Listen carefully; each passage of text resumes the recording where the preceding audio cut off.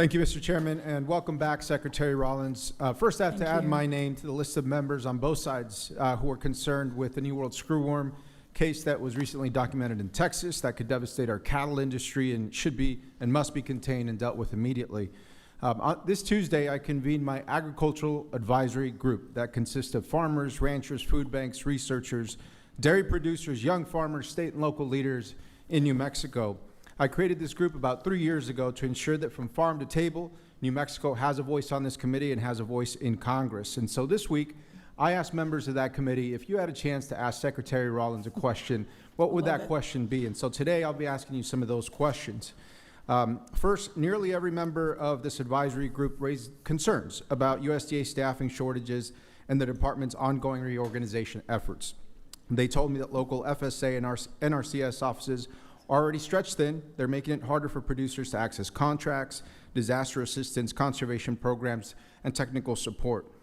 Secretary, could you explain what steps USDA is taking to maintain service levels for rural states like New Mexico while these staffing and restructuring changes are underway? Yes, in fact, I'm sorry you and I haven't had a chance to discuss this, but I have been in constant communication with your senator from New Mexico, and in fact to the point where he'll call and say, we're a little bit short in this office, and we'll adjust or make sure that we're solving for those issues. New Mexico, of course, right next to my home state of Texas, we have a lot in common and have been paying very close attention to the screwworm, but also to your point to the FSA offices, making sure we're supporting your farmers, the NRCS offices, and then of course the Forest Service is a really, really important part of your state. So if you are getting a different story on that, if you're hearing that there's not enough of whatever it is that is necessary, our wildland firefighters, which is a really important piece for New Mexico, we are actually 98% full hiring for this wildfire season, which is ahead of last year and way ahead of the year before we got here. Thank you, Secretary. So I'm very focused on that. Thank you but so please much. let me know if you're hearing differently. I absolutely will make sure that you get those reports. We've been hearing this for some time, so thank you so much. Secondly, I support specialty crop growers. I come from the land of green and red chili, and we're so proud to have the chili capital of the world in our district.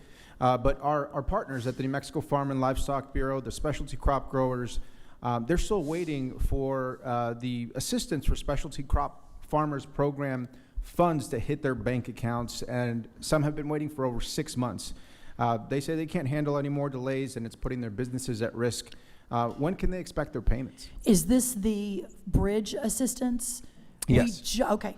So a quick update on that. We announced that specifically. We increased it more than 50%, up to $1.6 billion. Yes. Applications are now open. We'll be moving those out. If the applications come in, we're moving that money out very, very quickly. So again, if any of your farmers have trouble, have them contact their FSA state director, who will let me know, and we'll start moving that out. But as long as they're filling out the paperwork online or in the office, we should be moving that out immediately. Thank you. I appreciate that, and we'll update you on that process. Yeah, I please. appreciate that.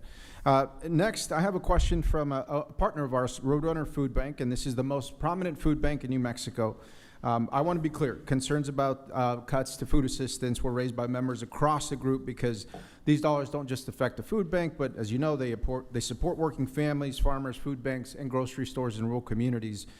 You have an op-ed that you wrote April 1st in which you stated that more than 3.3 million people have fallen off of SNAP since the passage of the Republican tax law. However, USDA has also terminated what you call the Household Food Security Report, which is critical in tracking this data and the impact of these cuts. Could you explain how you plan to collect data to track the ongoing impact of those SNAP cuts? Yes, of course. We have 6 other surveys that move across USDA and HHS, and working in concert. What we found is that particular survey, as we were looking to make USDA more efficient, actually was duplicative, and that we weren't getting the right information that we needed, and that it was easily adjusted in a way that maybe perhaps didn't tell the whole story. So we're working to make that better and give us better data so we can better serve the communities. Thank you, Secretary. Okay, last question here before finishing off. This is about GusNIP, and as you know, GusNIP is very important to rural communities, especially farmers markets and those as retail outlets for local farmers. Can you commit to maintaining and expanding support for GusNIP?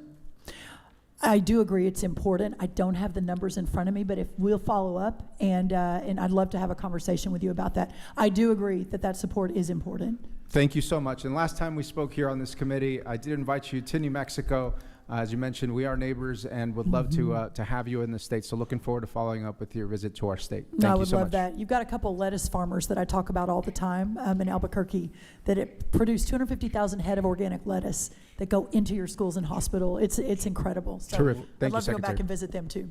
Gentleman's time has expired. Now